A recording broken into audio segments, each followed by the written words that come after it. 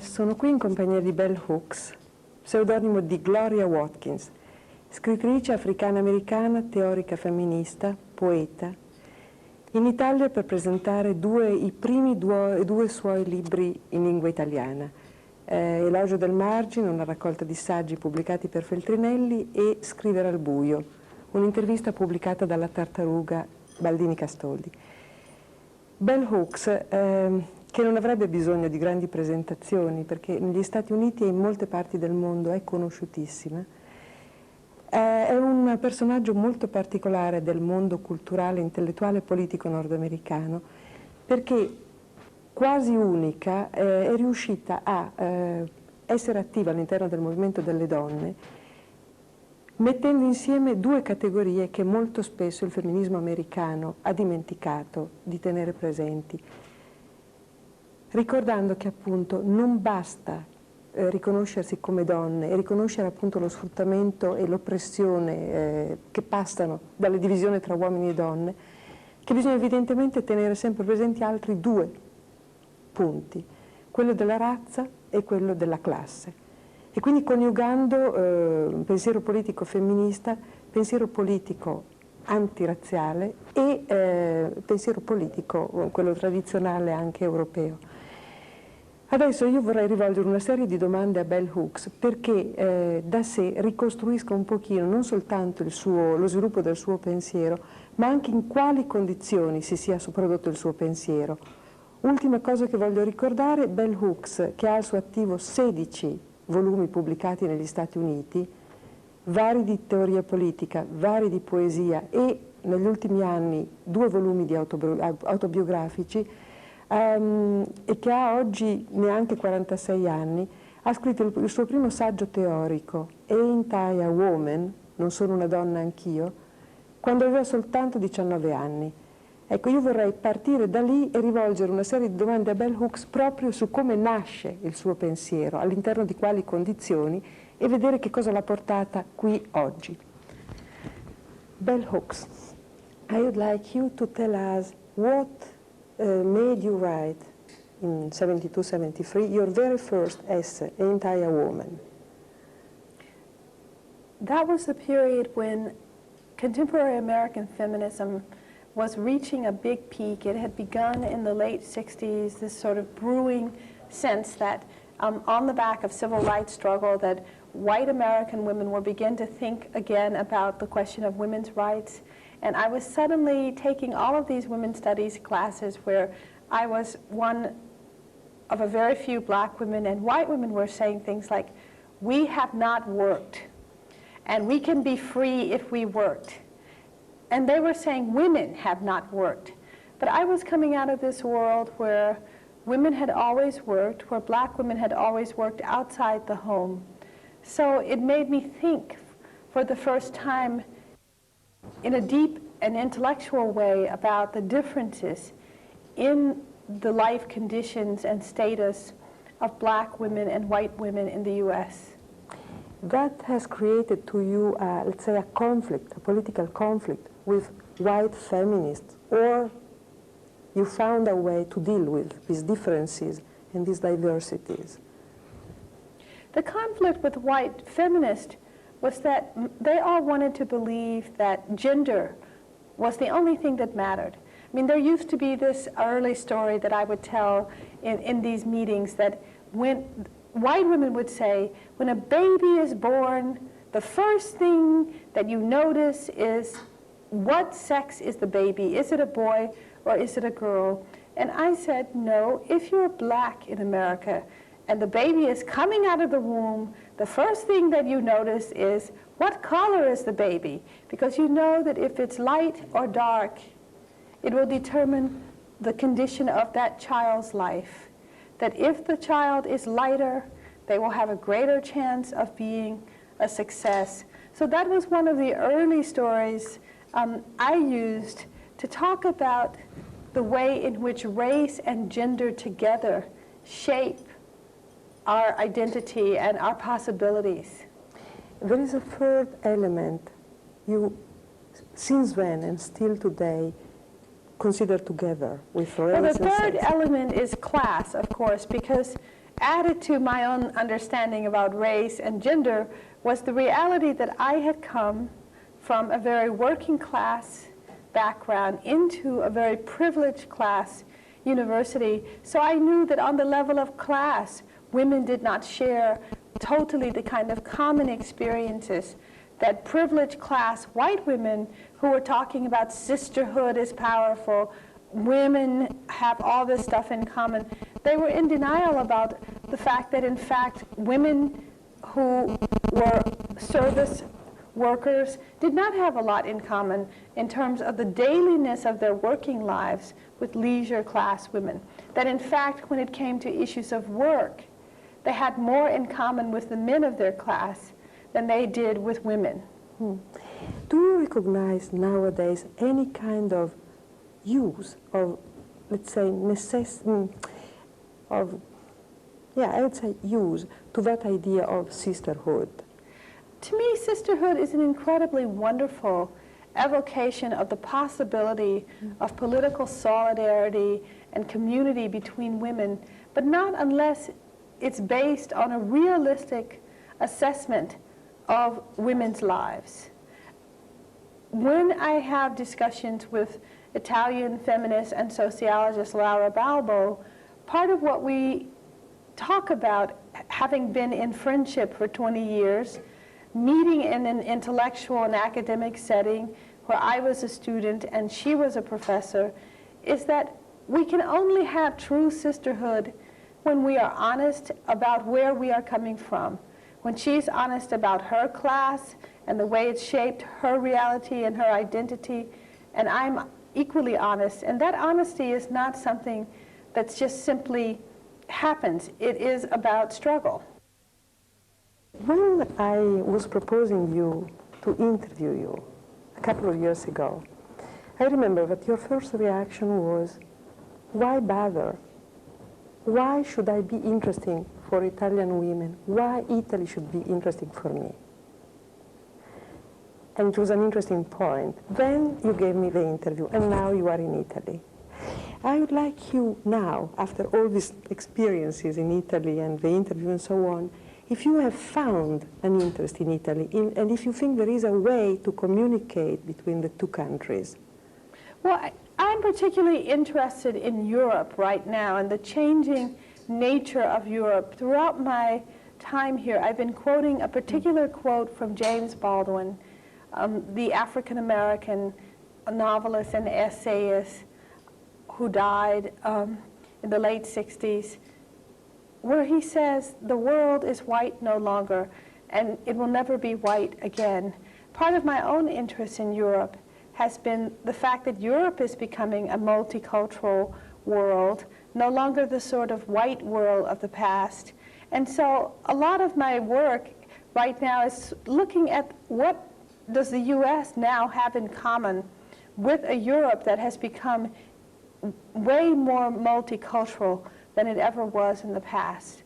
The fact is that the whole notion of who we think belongs in the world has been changed by migration, by refugees, all of these things. And this makes topics that have been talked about for some time in the United States and in South Africa, for example, particularly the topic of race, more immediately relevant to a changing Europe, because a changing Europe now has to deal with the question of racial apartheid in housing, in jobs, all of these things that weren't part of people's lives years ago because they didn't have populations of people who were visibly marked by their skin color as different. Can you elaborate a little bit more about this, your idea of diversities? Not difference, diversities. Well, diversities implies that we can have a culture that is not static. For example, people are often so disturbed in Europe about the idea of foreign cultures, particularly, let's say, people from Africa and the Middle East coming, and yet we all see that America has had a tremendous cultural impact on Europe. But that's a culture that is predominantly white. So in fact, people have no trouble adjusting their cultures to take in aspects of American culture that are different from traditional Italian culture, etc. It's when the people who are bringing the different culture are non-white often that the problem begins, that people begin to feel a sense of there's a threat here. What's happening to our neighborhoods, to our cultures? If we think about popular music in places like London, where so much mixing and hybridity is going on, I think that these are the issues that when we talk about diversity, we're talking about what does it mean to live in cultures where you can keep the best of your traditional cultures and at the same time be altered by the presence of different ways of thinking, of knowing, of living one's life. Listen, Belle, in your work, there is a key concept, which is oppositional gaze. You very often quote and say, I developed an oppositional gaze vis-à-vis with a dominant culture.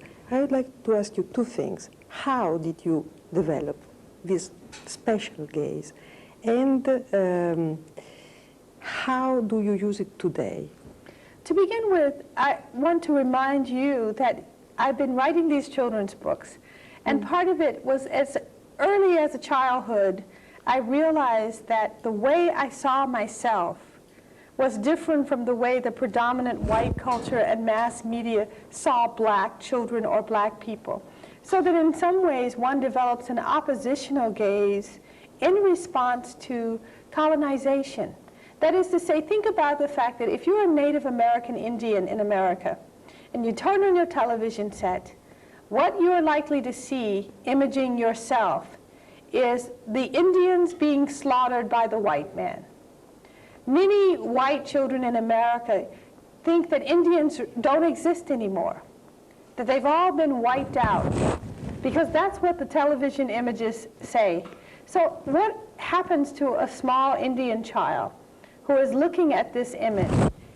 Either they feel negated or they have to create a different image. And that's where the sense of opposition comes from. You both create a different image of yourself, but you become also critical of that image that's coming to you from the mainstream. How did you make it? Because I see the necessity of it, but which one was the process? Why you made it? And so many people don't. I think so many people don't because most people refuse to question and go along with the status quo. My students always ask me, how can we become critical thinkers? Because I feel like one of the reasons I made it was by becoming a critical thinker.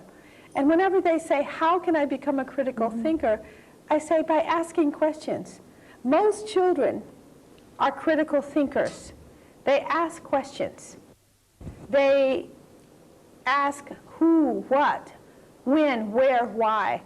Those are the basic questions any of us can ask. It's like, for example, if you take a simple bias, racial bias that we learn whenever we learn history as children. Columbus discovered America. Now, you'd normally discover something because no one else knows about it. If you say who, what, when, where, why, you say, well, why did he discover it? Were there no people there? Then you would say, actually, there were these people there, Native American Indians. So how could he discover it? So right there, when you begin to ask questions, you begin to develop an oppositional perspective, one that differs from the mainstream perspective.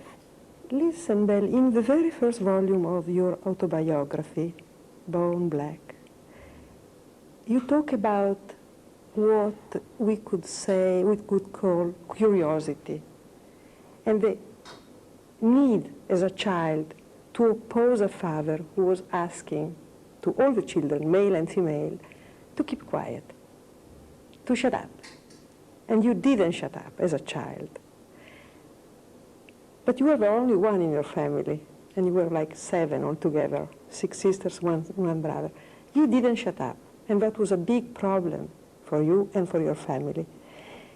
Do you see any link between that original opposition and curiosity and your critical thinking?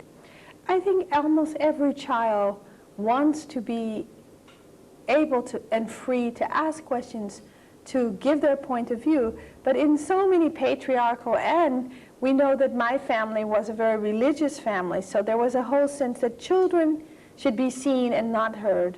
Children shouldn't ask questions, and they certainly shouldn't disagree with their elders.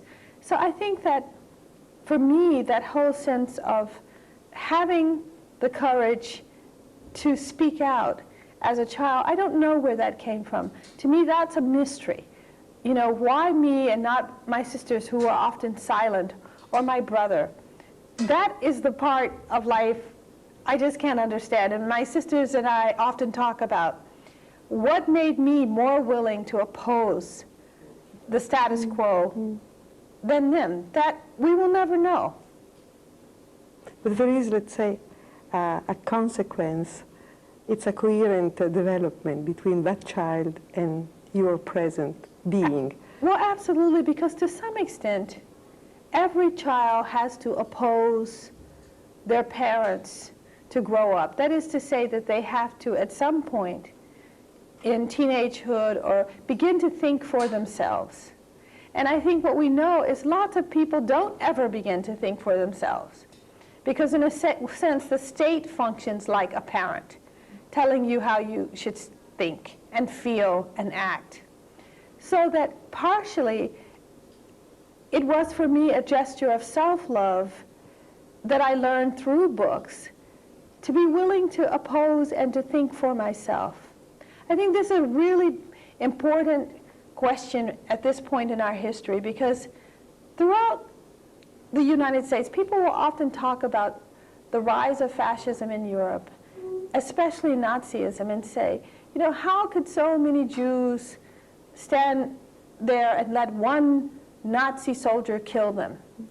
And I think all the time about, well, I sit in classrooms where people have total freedom to speak, and yet they won't speak if their opinion differs from the rest of the group, because they're afraid of being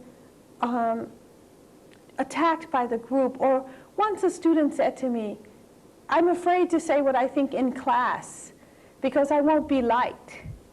And I said, is that your only problem in life, that you won't be liked? But I think that says that people are so socialized to go along with others, that to be able to take a stand is a very difficult thing, particularly for young people today, to have the courage to go against your peers or to go against the will of authority figures, even if you don't respect them, is very difficult. You must be an incredible teacher. For example, one of your books I found more useful for me is Teaching to Transgress, where you develop let's say a pedagogical discourse. Could you tell me something about your relationship with your students? For example, the age gap. How do you deal with that? How do you develop their consciousness, their critical thinking? Well, do you have exercises, a practice? First of all, I think teaching well is like being in a community, in the sense that you have to know who it is you're teaching. So that one thing I always try to do at the beginning of my classes is to get to know students, to have them say relevant things about themselves, for them to get to know each other. Because in a sense, we're trying to create a learning community, and you can't learn together unless you know what your common concerns and issues are. So that a lot of my students, we spend time writing paragraphs, which we read to each other. I might ask them a question, and they might read a paragraph. All of us, and I would write as well, we get to hear each other's voices. We get to hear the uniqueness of each person's experience and thought. So that's one way to begin to create a certain kind of community in the classroom that is open, that invites people to take risk and have courage in stating what they think and feel. Do you have mainly women, or you have also men in your classes? What exactly you choose to teach in your classes? Now, my PhD is in American literature, and I wrote my dissertation on the African-American woman writer Toni Morrison. My classes tend to span being about feminist theory, cultural criticism, or just plain American lit classes where I could teach any writer. I prefer to teach black writers, both black writers in the US and black writers in the diaspora, because there are so few courses that focus on those groups of writers. Mm-hmm. So I teach, for example, a Toni Morrison seminar. You are also a poet. Actually, you started writing as a poet. How do you combine your writing as a poet with your writing as a theorician? Or you also collaborate with magazines. You write about popular culture. You have CDs. You work for television once in a while. How do you keep together all these different experiences of writing and communicating? Well, I think the key word there is communicating, that if you're really interested in reaching the widest audience possible, then you have to use all the different forms that are available to us to communicate with people.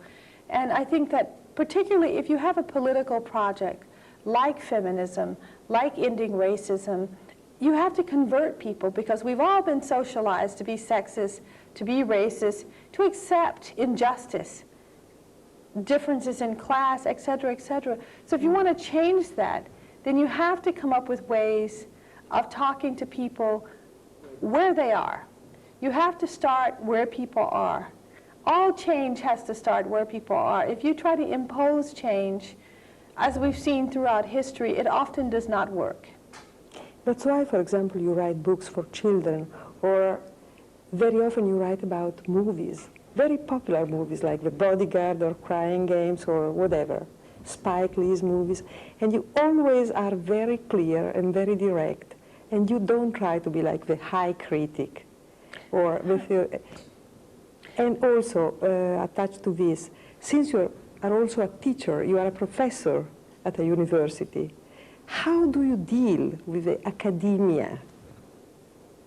Academia, to me, is many things. One, the university in America, like universities everywhere, remain important places for the exchange of ideas, but essentially they are conservative places. The most radical place at any university is inside the classroom itself, because the professor can do whatever you want within the classroom in terms of how you present ideas.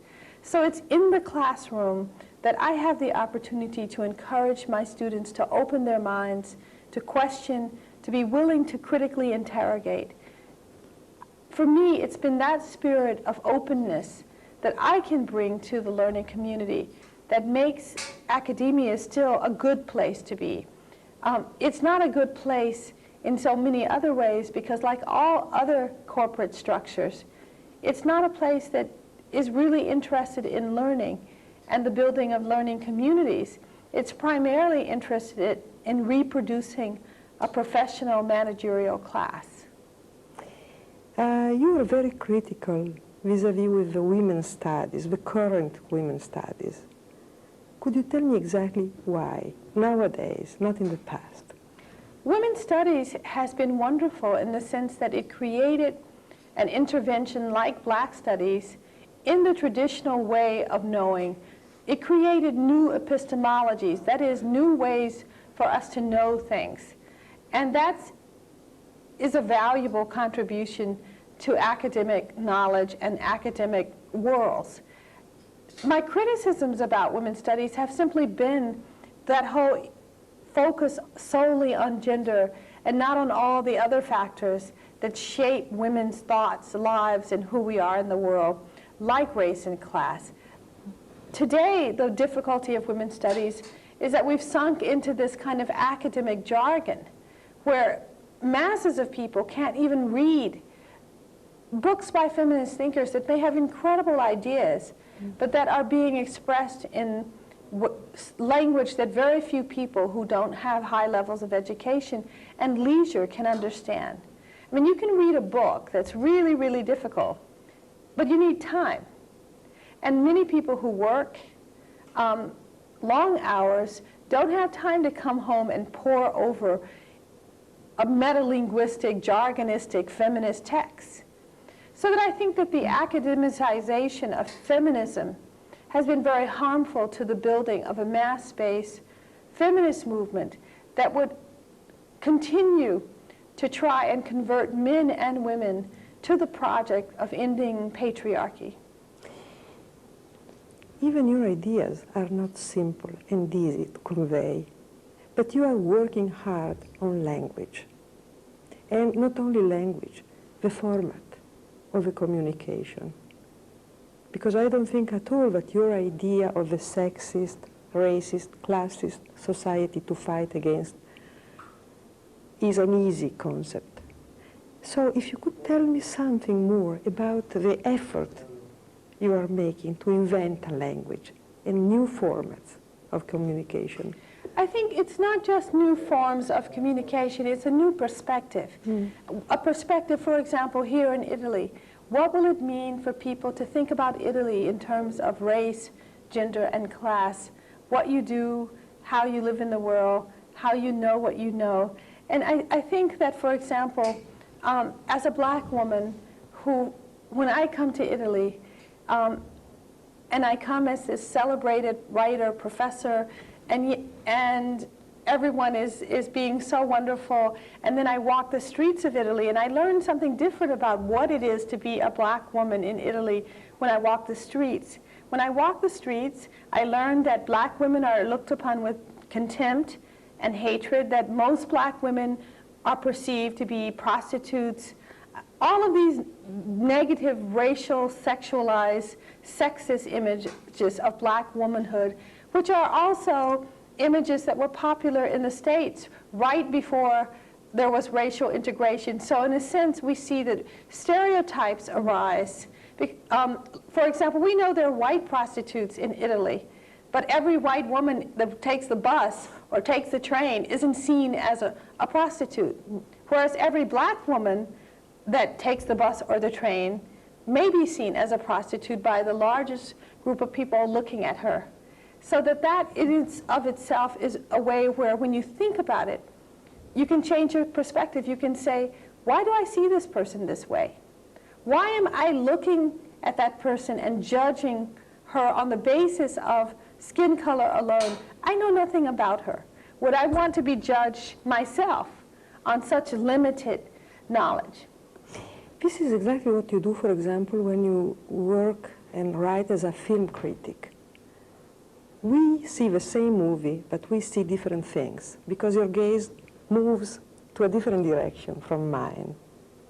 I have in mind the two critics you wrote about Bodyguard and Crying Game. You were the only critic in the world, I think, who said the issue at start in the two movies is not male-female, not just male-female, but black and white. So don't you think it's just a question of what you are looking for? I don't think it's just a question of what you're looking for, because it's also a question of what is there and what we don't see. Right. For example, I had my students go to see a movie, Honey, I Shrunk the Kids. Yeah. There are no black people in that movie. But when they came back to class and I said, describe what you saw, most people said they saw a family, a working woman, a father who stayed at home. Very few people said a white family. Then I sent them to see a Spike Lee movie. When they came back, they said they saw a black family. So we had to say to them, well, why is it that one family is racialized in your mind? Why do you see blackness when you see that family? But when you go to the movie where the family is all white, you don't say, a white family. And in this way, they learn how do we look at things? How the way we look at things has been shaped by a system. In that case, a system that says to them, white is normal. White does not have to be identified because it is the sign of power. It is not something that you have to locate. Whereas blackness, you have to locate it. And this goes back to the gaze, because when you see blackness, and acknowledging it, it's also a way of subordinating it. Whereas white maintains its hierarchical power over precisely because of its absence. That you're not a white woman to yourself. You look in the mirror and you're a woman. You stand for universal woman. I mean, I was talking here in Italy about the whole way in which cultures who have opposed fascism are now getting involved with the idea, for example, of a European community. And if you look at the documents that define what is a European community and a European, we see very Eurocentric notions of Greece and the sense of origin. We don't see anything in the documents that define a European that talks about Europe's engagement with Africa and Asia and the way in which there was a kind of appropriation of cultures and ideas that would in fact say to us, there is no pure European. There is no pure, quote, white culture. That in fact all our cultures are hybridities. They've all been informed by mixing and border crossing. And if there's anything positive at all to say about imperialism, is that it was precisely imperialism that created the context of diversity. Were it not for militarism and imperialism, there would not be all the refugees and immigrants, whether they're people coming from Bosnia or people coming from Rwanda. All of these are the consequences of war, of imperialism, of economically driven strife between people and between cultures and countries. Last question. A key word in your work, yearning. I would like you finally to tell me exactly what you meant, because I really believe it's not just your political position hiding there, but an indication of some possible change for everyone. Yearning is rooted in intense longing. I mean, I try to talk in the introduction to yearning about the fact that I think that we talk so much about the things that distinguish people, that make us different from one another, and the conflicts we have. And I say here that surely our desire for radical social change is intimately linked with the desire to experience pleasure, erotic fulfillment, and a host of other passions. There are many individuals with race, gender, and class privilege who are longing to see the kind of revolutionary change that will end domination and oppression, even though their lives would be completely and utterly transformed. The shared space and feeling of yearning opens up the possibility of common ground where all these differences might meet and engage one another.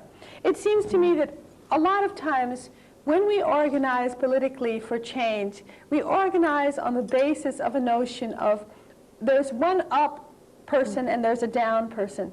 I was suggesting that a space we have in common across our differences is our longing. One longing that I talk a lot about is our longing for love, our longing to connect in community with others.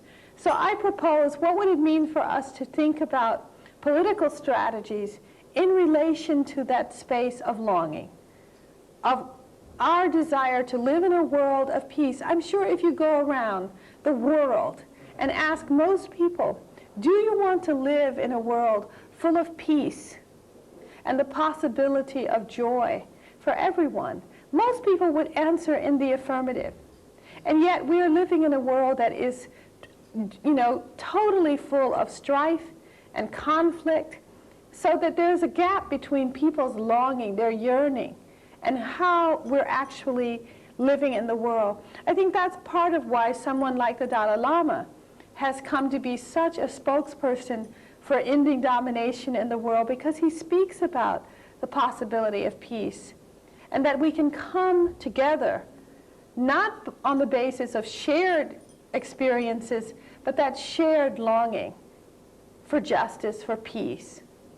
Thank you very much.